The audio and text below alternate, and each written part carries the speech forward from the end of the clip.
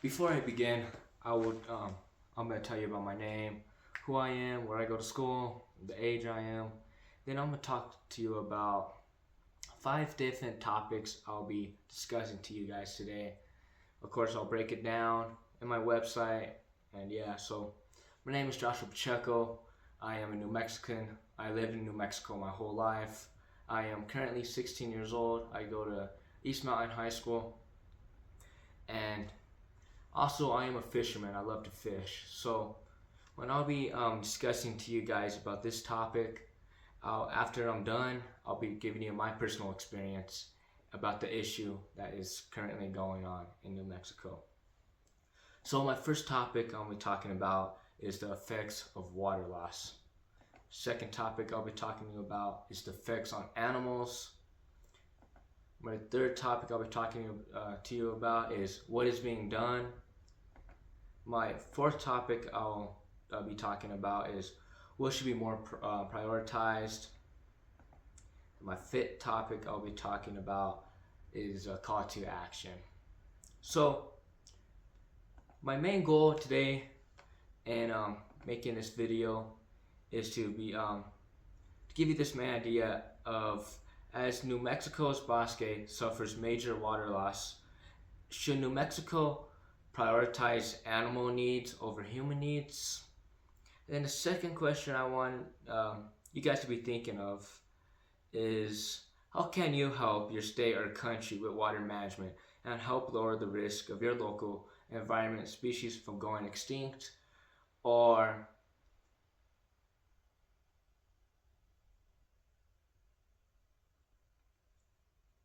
endangered?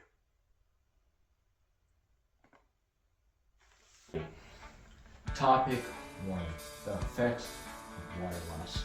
Now, I have to apologize beforehand because I did topic 2 before I did topic 1, because before all this, I really messed up the video, so I'm sorry about that. So if stuff isn't linked or whatever, hey, I'm sorry about that.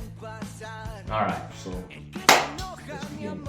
I'm going to give you a kind of a crazy example, which right now wouldn't make sense, but then after, you understand what I'm trying to get at. So say you have a swimming pool, right? One day it's full to the top, right? Because we all love swimming, right? Even if you don't know how to swim, it's like a swimming pool, right?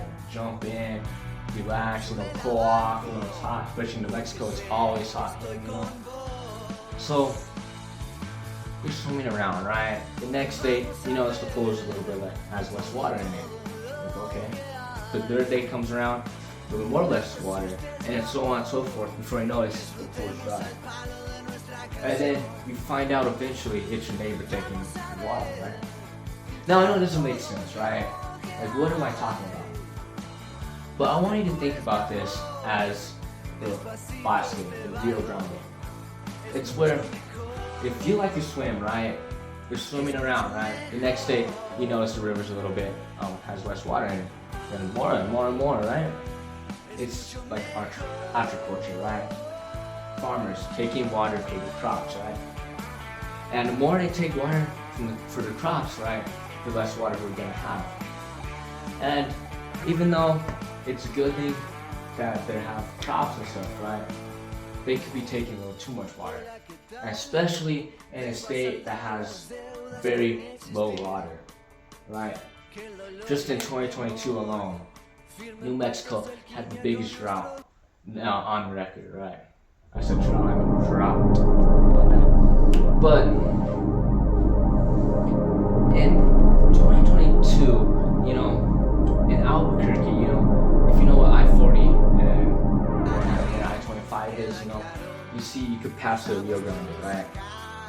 Every time I went past the Rio Grande, it was full of water. But this year, in 2022, it's kind of different. The water was gone, pretty much. It was a little stream. And I always make jokes like, yeah, look, the water's all dried up, we got water in New Mexico. But this year, 2022, was different, because it truly was like that, where there was barely any water in it. And I didn't understand why. So after doing my research in this project and this website that we're looking at, I realized, this drought was really bad.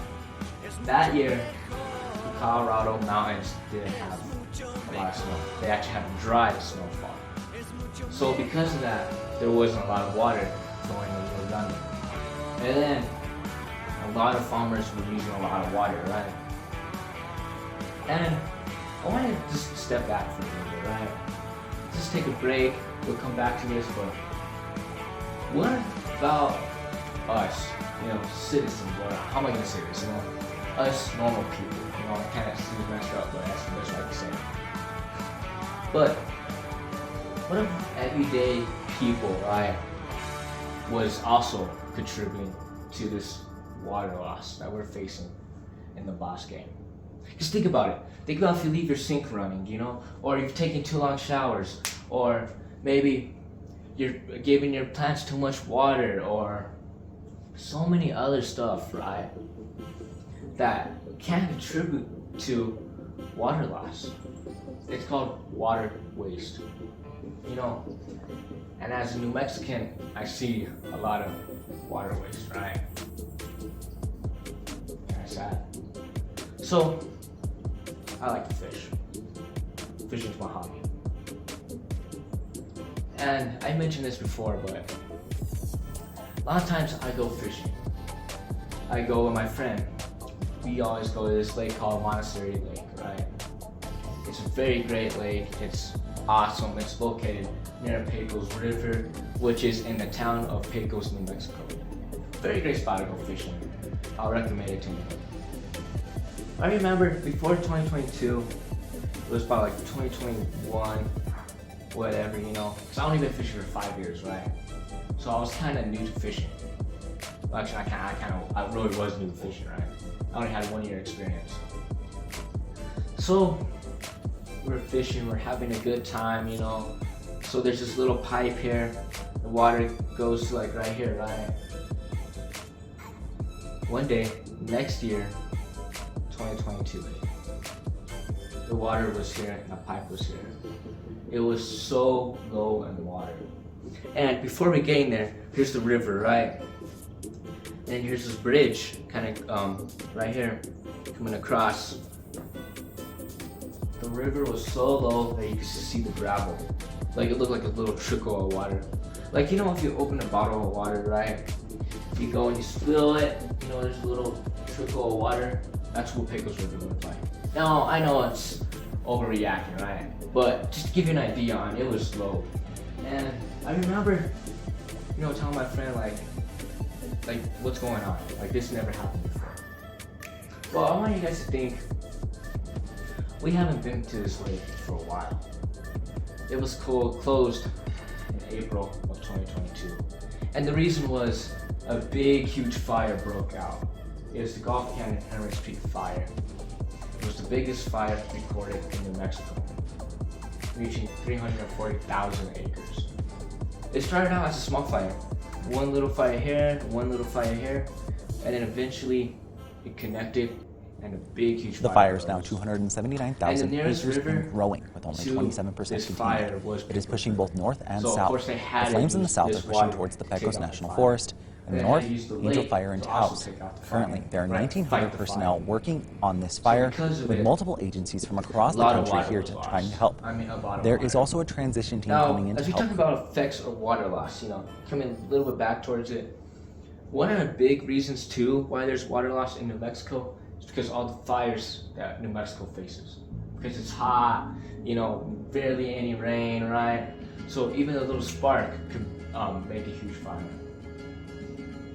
Now, animals are getting affected, right?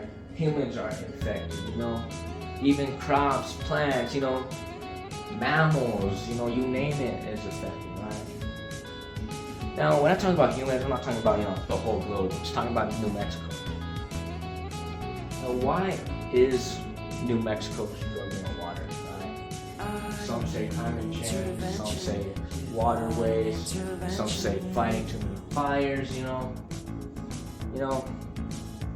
but I want you guys to think for a little bit. As we go on to the next topics, and I'll be describing more, I want you guys to really think on one main question that I've been asking since the introduction, right? Should New Mexicans prioritize animal needs over human needs? Just think about that for a little bit. And also think about this one question I want to ask. What can you do in your state or country to help with water loss, climate change? So, I wrap up. Be looking for the next topic too, yeah. How about an edge? Alright, topic 2, the effects on animals. Now in the last topic, we talked about the effects as a whole, the effects of water loss in New Mexico and more in the Bosque, right? But in this topic, we're focusing more on about the animals and the species that are involved in this water issue New Mexico's facing right now. So I want to start off kind of different. So I love to fish, as you guys know. I mentioned it in the last topic, and I mentioned Monastery Lake. With school time, it's different than summertime. Because school time, whatever day I have available, actually I take that day, right? But summertime is way different. I like to check the stocking report. I see, okay, Monastery Lake, it was stocked 2 days ago. Okay, let's go on this day so we have a better chance of catching fish, right? And then school time is, okay, I only have this day to go fishing, so let's go fishing this day, even though it could stock like 2 weeks ago or a week ago, right? So I want you guys to think for a minute. What if you guys went on a school day? You guys went fishing on a school day where they stocked it 2 weeks ago. But then more and more weeks go by, and the less chance you have to catch fish. Because think about it, when they stock it like 2 days after, right, you have a better chance of catching a fish. Catching 1, 2, 3, or catch your limit, right? But think about a school day, right, where you only get one available day, and they probably stocked it a week or 2 ago. You're not gonna have a better chance of catching a fish. You may catch 1 and lucky catch 2, but it's really rare, right, to catch your limit. So this is kind of like water loss in New Mexico. And let me explain. Think about if water was drying up and fish had to move to another spot, right? Which you're not gonna have a chance of catching a fish, right? But think about it. A lot of fish though actually like to stay in one spot because they're having spawns there, right? They're having baby fish there. Well, think about if that was dried up. Think about there was no water there. Where are the fish gonna go? Especially the moms, and especially the baby fish. They can't go anywhere. As going to Monastery Lake, I see a lot of minnows at the shore, right? And I love to catch minnows, right? But think about if Monastery Lake was dried up. Think about if your lake you go to is dried up. Where the minnows gonna go? Where the fish gonna go? They can't swim. And especially Monastery Lake, as I showed you the map of what it looks like, Monastery Lake is kind of hard to for fish to swim away because it's only in one area, right? So I want you guys to think for a minute on water loss as how it affects fish. Now, going back to New Mexico and the Bosque, there are 3 species right now who are on the endangered list, and I got 2 who are about to go extinct. So, first species I have on here is the Rio Grande minnow, silvery minnow. Now, even though the population has been declining by 95%, in recent time it actually has been better. It's been going a little bit up, but going a little bit down. But as we talk about southwestern flycatcher, now this is a bird, by the way, as you see in your picture here or whatever. The population is at 25k, 2,500. This is a very small amount, right? And sadly, it's still been this way. Even though it's a little bit of increase, it's still on the endangered list. And then lastly, I want to talk about this meadow jumping mouse. Now, this is very sad because the population is at 77, and it's been decreasing ever since. So these mouse, or these mice, whatever you want to say, is sadly declining and sadly about to go extinct. Now, it's just a few species in New Mexico that are struggling like this. There's a lot more in the Bosque and New Mexico that could suffer if we don't do anything. Think about if we don't care. As I read earlier before in my last topic, sadly, if we don't do anything now, scientists predict in 2050, right, that the Rio Grande and the Bosque will dry up. Now, where are animals gonna go to get water? It's not like us humans, in a sense. I don't want to say we could go anywhere, but we have a chance to go to Walmart, get some water bottles, I mean, water bottles, plastic water bottles that are from Texas, whatever, right? We have a better chance of moving somewhere, right? Go to another area, right? And we get some water there, right? But these animals, they don't have nowhere to go. They can't just pack their bags and leave, right? So this is why if we don't do anything right now to help the animals, where are animals gonna go, right? And then I want to talk about humans. Now, I was just recently, about 2-3 weeks back, my teacher went to this meeting in Edgewood. They were talking about how, in the small town I live in, I don't live in Edgewood, but I live in a small town.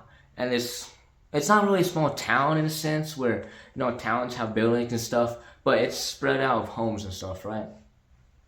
But they wanted to make a town, a big town, have apartments, have a park, and even have a pond, right?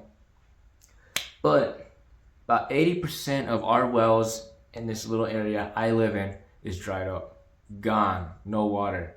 Only 20% of these wells are full with water. Now, I want you to think for a minute. If you put a town, do you think that's a good idea with very little water? Just think about that for a second or two.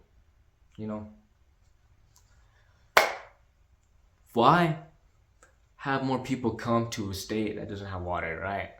So that's another kind of effect of water loss in a sense. And think about animals. As an area I live in, there's a lot of homes. And there's probably going to be more in the future, right? And these animals don't really have anywhere to go. So, and especially water, a lot of areas I passed, it wasn't like other states. Like, for example, I went to Boston, I went to Texas, I went to Kansas, right? And I feel like everywhere I go, every little ravine, creek, stream, you name it, right, had water in it. It's not like New Mexico where you pass this little riverbed, right? And you see a little trickle of water and oh my goodness, there's water in New Mexico, right? Because we barely have anything. Because every single ravine, every single stream, every single creek we go to in New Mexico is dried up. So I mean, we barely got water in this state to help us. Now, I want you to think for a minute and realize, what are we going to do when there's no water? What do we do if we can't get wells filled with water? That pumping water from the ground is no longer going to be effective. I want you guys to think too, for these animals, what can we do now to help them? So when I go to my 5th topic, a call to action, I want you guys to think from now to then, the same question I asked from the beginning. Should New Mexicans prioritize animal needs over human needs? Or I want you guys to start thinking now, how could New Mexicans prioritize animal needs while being concerned about our needs? So get ready for topic 3. Alrighty, topic 3. what is being done to help water loss in New Mexico? Excuse me. So before we begin, I want you guys to think for a minute. Is this enough? Is what they're doing effective? Is it helping slow down water loss in New Mexico? And I'm going to take a break from the Rio Grande. I've been talking about it a lot, and I want to really focus on the Bosque. So in this video, we're going to be focusing in on the Bosque. But before I do, I want to just tell you guys just really quick. So as of April 29th, 2025, about 96% of New Mexico is under drought conditions. And then about 4% is under abnormal dry conditions. So it's pretty bad. Now, I'm going to be telling you these three efforts that is going on right now to help water loss in the Bosque. So the first one is the invasive species removal and native restoration. So multiple organizations, including the CDOT, I could be saying this wrong, Soil and Water Conservation Districts, are effectively removing invasive water-thirsty plants. These include salt cedars, Russian olives, and a couple others. These non-native species consume large amounts of shallow groundwater, outcompete native plants, and increase wildfire risk. So, they believe removing these plants can help reduce water loss and helps restore the health of the ecosystem and the Bosque. And this could help cottonwoods and willows grow more and be more healthier. Second effort to help the Bosque in this drought condition is water efficiency habit management. So at the Bosque, land managers are prioritizing the use of limited water resources. This includes best identification, affiliation would be with the CDOT, Soil and Water Conservation District. So this can help benefit. My career has been in environmental protection and restoration. Along the way, you come to realize how critical climate is when it comes to water resources, not only water quality, but water quantity. Strategies. Rachel Carson's book, Silent Spring, was what really motivated me to suddenly realize that we're spoiling our own nest. Recreate historical water-rich conditions. Interest in environmentalism grew out of that realization. Shrubs and grasses, and creating smaller pockets of wetland or cottonwood habitat. This strategy aims to create a more water-efficient Bosque effort. Another thing is community and agency collaboration. Efforts to address water loss involve cooperation among local, state, and federal agencies, as well as tribal governments and community groups. Projects include technical assistance for landowners, long-term monitoring, and educational outreach to ensure ongoing stewardship and adaptation to this water drought. So those are just a couple of things that is going on for the effort to help end water loss in New Mexico. As I wrote down here, one of the main causes for this water loss is a very huge dam that failed. So as you can see in my website here on Mail 3 and Genre 3, I said around the 21st century, Alvarado Dam, which is a major dam located near Rio Chama and the Rio Grande, failed to manage water, which caused much of the Rio Grande to dry up. This drying caused the Bosque to be low at all the time.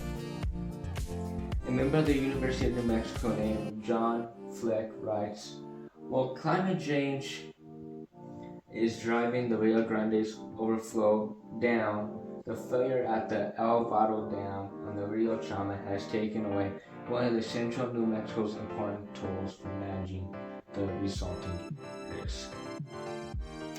So, that's what John Flock said, and the effects they're trying to do to aim at water loss, you gotta ask yourself, like I said earlier, is it enough?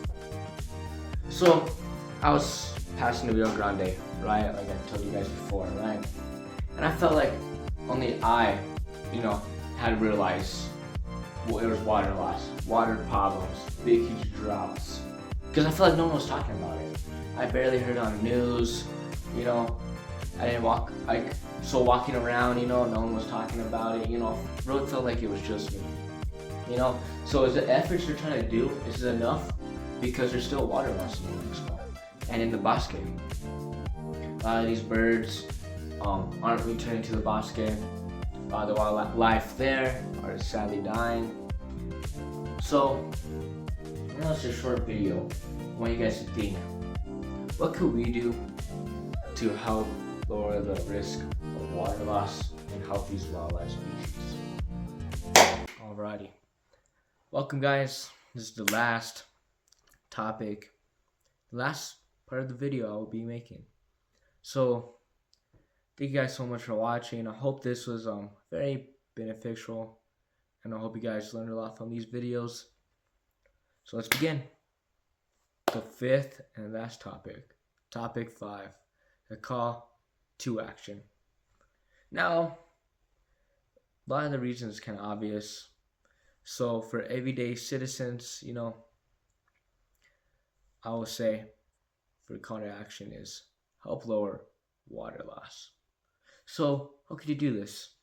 Simple steps could be taking lower showers, not as long, taking less long baths. I try to take a bath maybe like every week or 2 weeks, So for when you wash dishes, just fill the sink up maybe halfway, wash dishes right.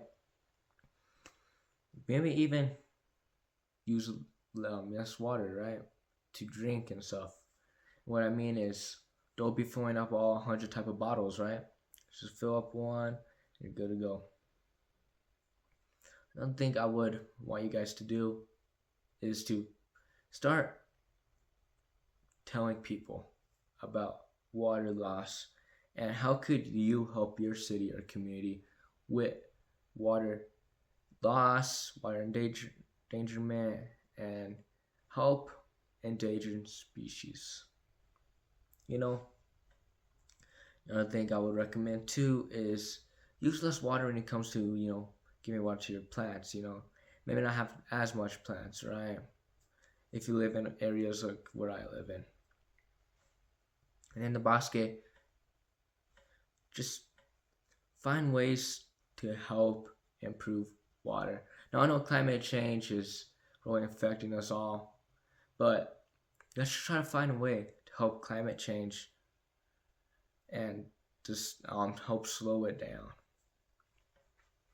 And then another thing I want to talk about too is as a call to action is help local farmers, help people who are trying to stop this. Put together some plans so you could help lower water endangerment. And one last thing I want to talk about is, spread the message. Like I said earlier, but really spread the message. Let people know water loss, climate change is a thing. Now I know it's a short video, but I want you guys to know, if we have an action today, it could go a long way. So help restore local communities and help restore your community. Alright guys, thank you. Again, thank you guys so much for watching these videos. I hope you guys learned a lot.